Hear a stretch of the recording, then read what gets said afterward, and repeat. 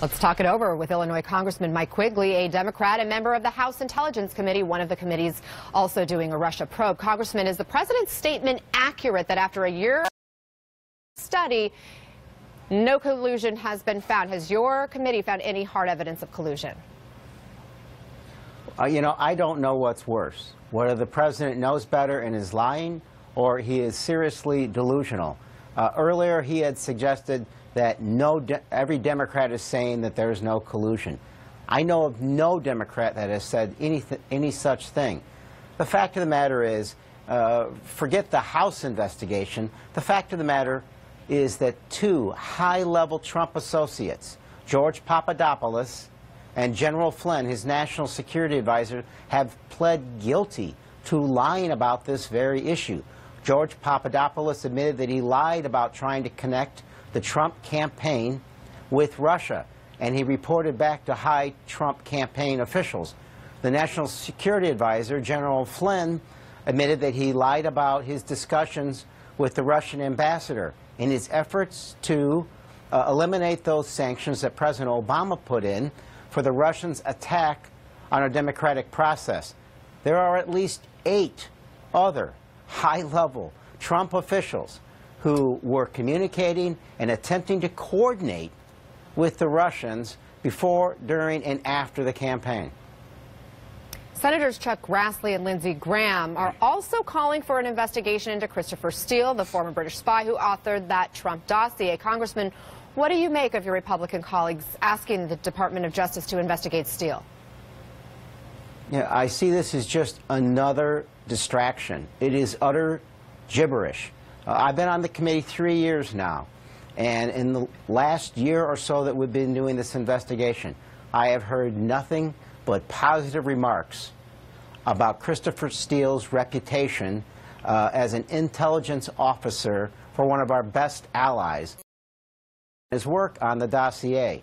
The fact of the matter is, this investigation, which started on the periphery, has now gotten inside the White House. The best way to describe it is, my Republican colleagues, to a large extent, are freaking out, and they're attacking not just Christopher Steele, but the FBI, the Justice Department, and Mr. Mueller. Mr. Mueller, who is a war hero with impeccable bipartisan credentials. I think at this point they see it as their only way out. Mueller, we should mention, was appointed by a Republican president initially to the FBI and was praised when he was appointed as the special prosecutor for this investigation. Now, Fusion GPS, which paid Steele... By both parties. By both parties, indeed. I want to ask you more about Fusion GPS and this dossier, because it was interesting to see their op-ed written this week in the New York Times saying, in part, quote, "We hired Mr. Steele and gave him no specific marching orders beyond this basic question: why did Mr. Trump repeatedly seek to do deals in a notoriously corrupt police state that most serious investors shun?" Mr. Steele's sources in Russia, who were not paid, reported on an extensive and now confirmed effort by the Kremlin to help elect Mr. Trump president. Mr. Steele saw this as a crime in progress and decided he needed to report it to the FBI. Congressman, we know Fusion GPS has expressed frustration that their testimony before Congress has not been made public.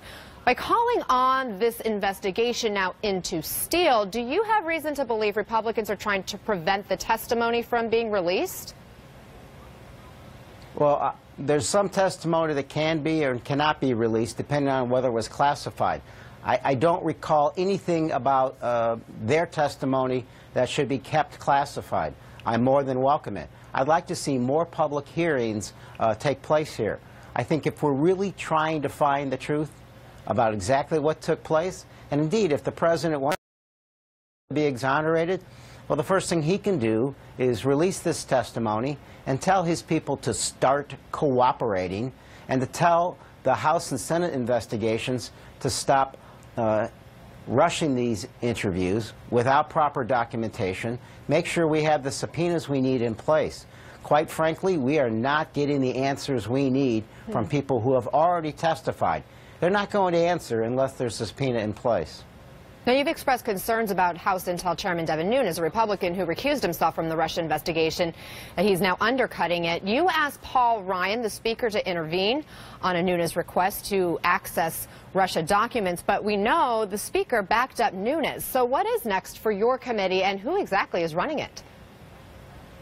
Well, it's hard to tell. I'll be honest, I always thought that Mr. Conaway, who's acting as the chairman on this investigation, was trying his hardest to be fair. I don't know exactly what's happening behind the scenes, but it's, the only other assumption is that Mr. Nunes is making it much more difficult. The only person on the House side that can intervene is the Speaker of the House. He has to be called upon to require these subpoenas to be issued. And beyond that, these separate, rogue, unilateral investigations, which are taking place without any democratic input at all, for the most part, we're not even being made aware of what their investigation and asking us to participate at all. Only the Speaker of the House can stop this nonsense and bring us back into a fair, bipartisan approach. What exactly took place? In our lifetime, there will be no more important investigation. Republicans should care just as much about this as we do. Because remember, they didn't just try to hack into the DNC successfully and other measures. They hacked into our boards of election, into those databases. And as Mr. Comey said, they'll be back. But we also want to point out that there's still no evidence that they were able to influence the vote specifically, like at the election booths in these different states, although we do know that they tried.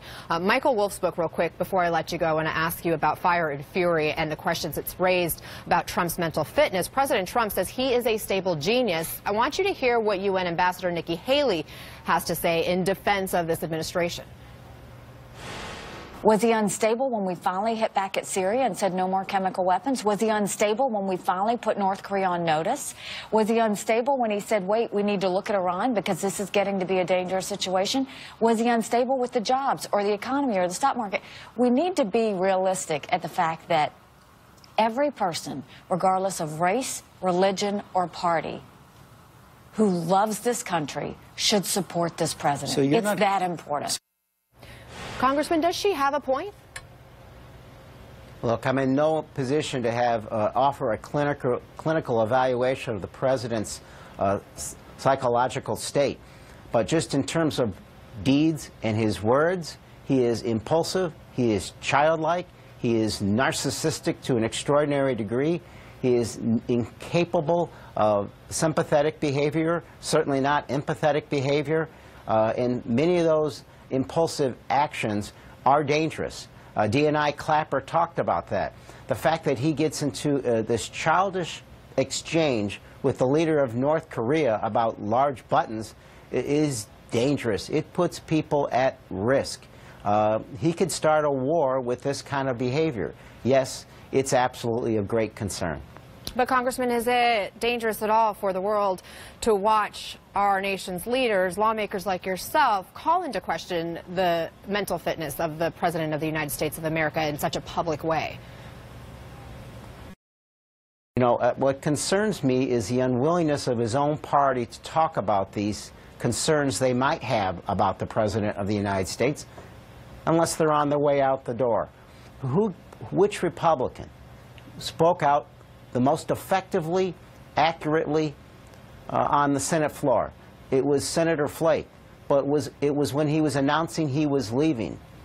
I want to see those who are still in power step up against this president, not just for his extraordinarily erratic behavior, but just for the insane things he's doing to our country. I think Mr. Flake spelled it out pretty well. Where are the rest of the Republicans? Where's the Speaker of the House when it comes to the concerns I raised about this investigation?